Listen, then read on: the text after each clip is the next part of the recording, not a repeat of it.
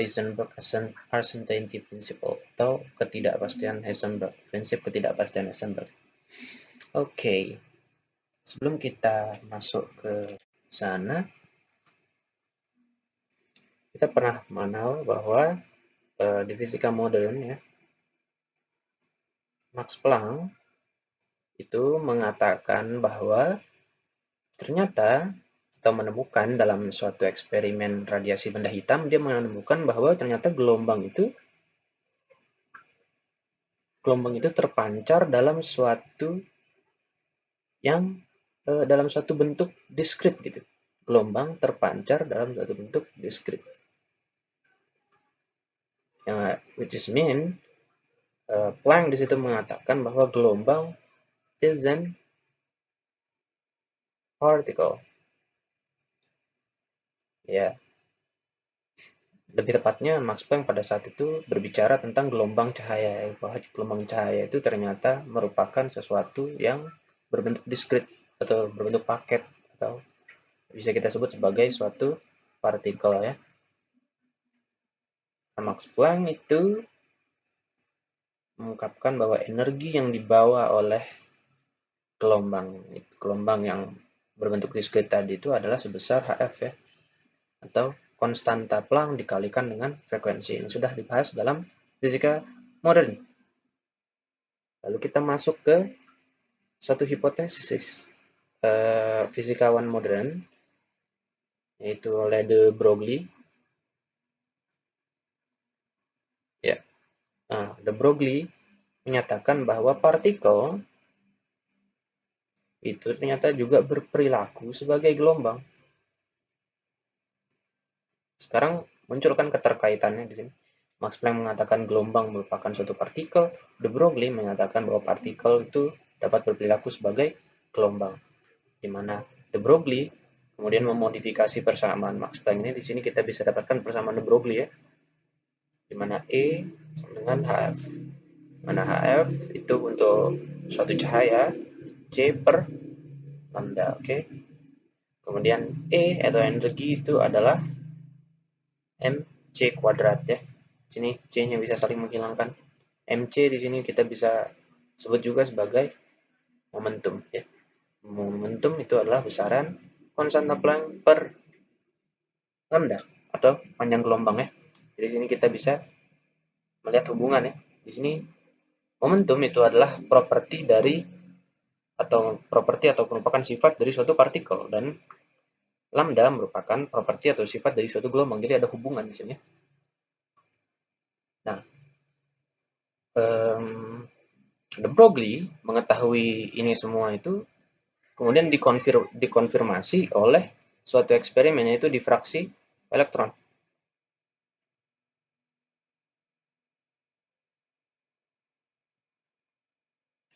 Jadi kita tahu di sini elektron itu adalah suatu partikel dan difraksi itu adalah sifat dari gelombang. Nah, ya kan? Tapi di sini elektron ternyata juga bisa terdifraksi. Artinya partikel juga memiliki suatu sifat yang sama sebagai gelombang. Nah, di sini bagaimana kita bisa menggabungkan keduanya nih sekarang? Ini ada dua teori dari Max Planck dan dari de Broglie gitu. Bagaimana kita bisa menggabungkannya ini? Apa konsekuensi dari adanya dua teori ini dan terbukti melalui eksperimen ini? Nah, cara kita menggabungkannya adalah yang pertama, kita harus menganggap bahwa suatu gelombang ya, karena di sini Max Planck mengatakan bahwa gelombang itu adalah suatu yang terdiskretasi artinya terpaketkan ya. Maka gelombang harus memaketkan diri.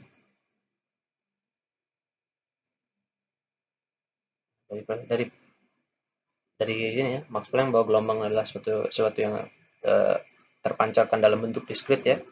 Maka dia harus terpaketkan, maka di sini gelombang konsekuensinya harus memaketkan diri. Nah, kemudian yang kedua, ini de Broglie mengatakan bahwa partikel itu adalah gelombang ya. Berarti dalam suatu gelombang yang memaketkan diri ini, di dalamnya partikel harus ada pada paket gelombang, ya. Seperti itu. Oke. Jadi dari dua konsekuensi ini di sini kita menghasilkan dua konsekuensi pula di sini, ya. Kita tahu bahwa gelombang yang memaketkan diri itu kita bisa sebut sebagai superposisi, ya. Ya, karena gelombang yang memaketkan diri. Gelombang yang memaketkan diri adalah superposisi, seperti itu. Jadi dalam suatu gelombang yang memaketkan diri, ya sudah dalam bentuk superposisi, dia terpaketkan seperti ini. Dalamnya ada suatu partikel elektronnya yang bergerak, ya, seperti itu. Jadi partikel itu harus ada dalam paket gelombang.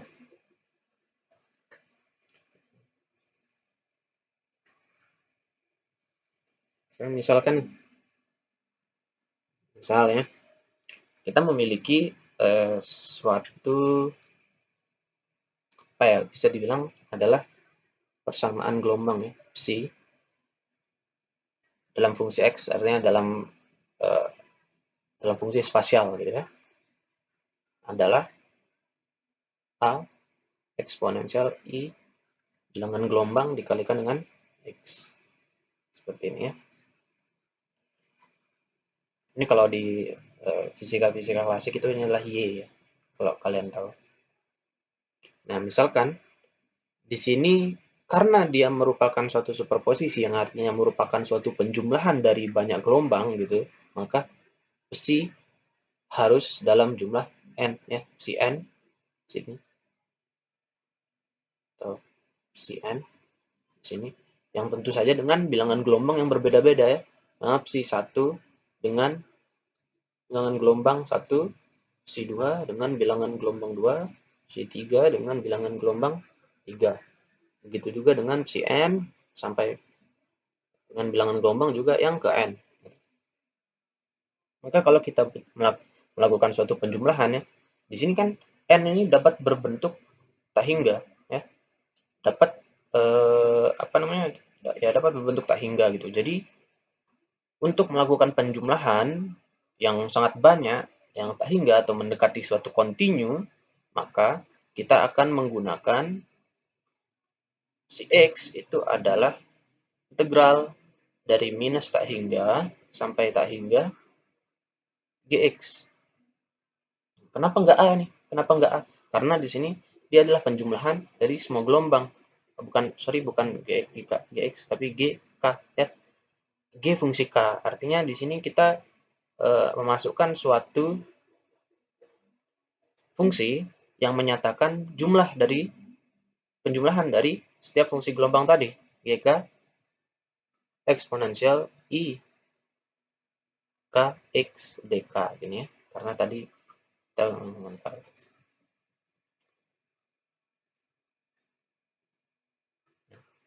Kalau kita lihat persamaan ini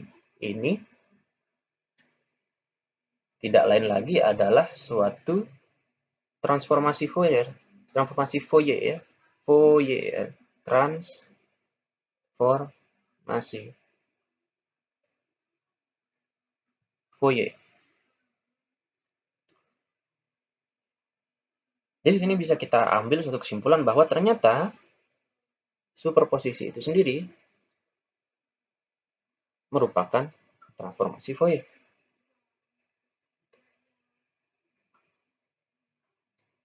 Kalau kalian sering bermain dengan statistik, di sini kita ada sebuah data yang terdistribusi seperti ini gitu.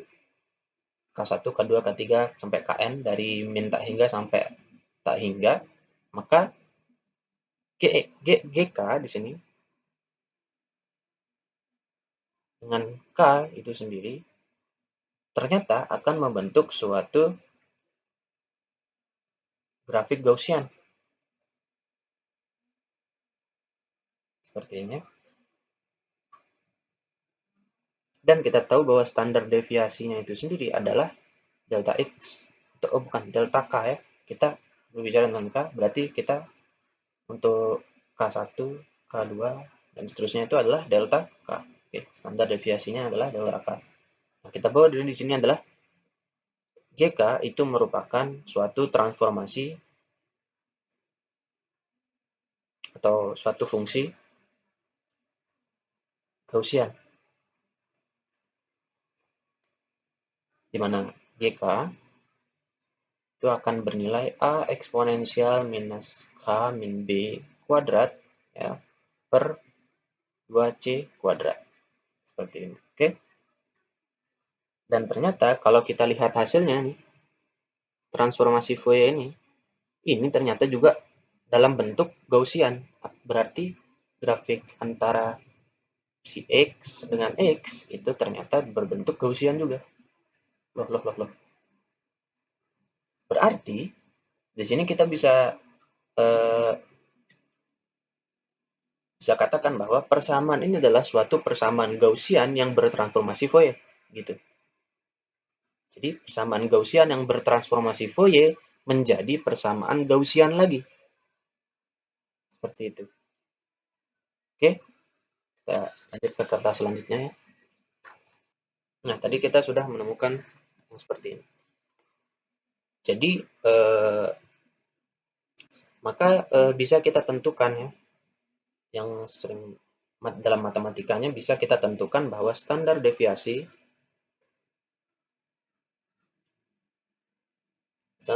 minimum dari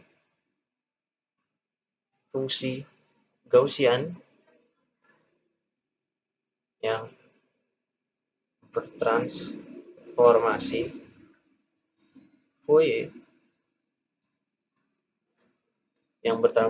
Fourier menjadi fungsi Gaussian lagi ya. Maka standar deviasinya atau SD standar deviasinya itu adalah setengah. Maka di sini kita tahu bahwa di sini adalah delta K ya.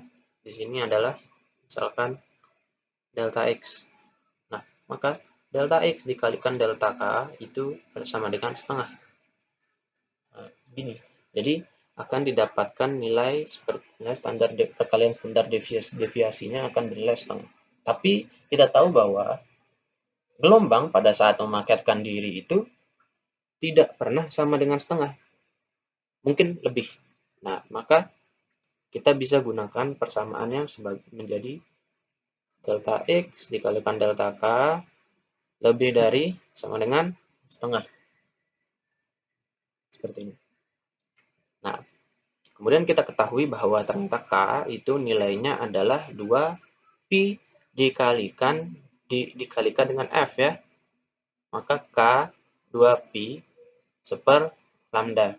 Nah, dari kita bisa dapatkan ini ya. Nah, lalu dari persamaan de Broglie tadi bahwa P itu adalah sama dengan H per lambda.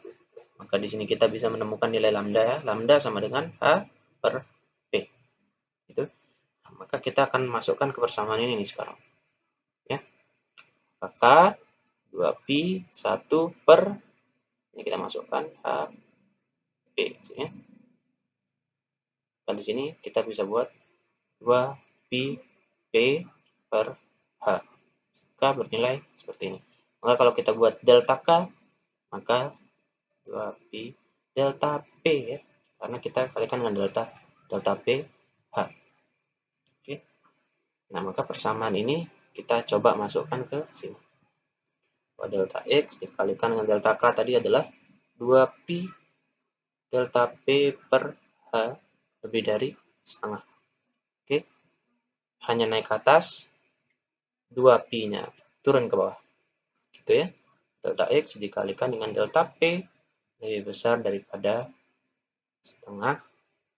Naik H-nya di sini dan 2pi-nya turun ke bawah. Atau di sini juga bisa dituliskan sebagai delta X dikalikan delta P itu adalah setengah kalikan dengan H bar. Dengan H bar itu nilainya adalah H per 2pi.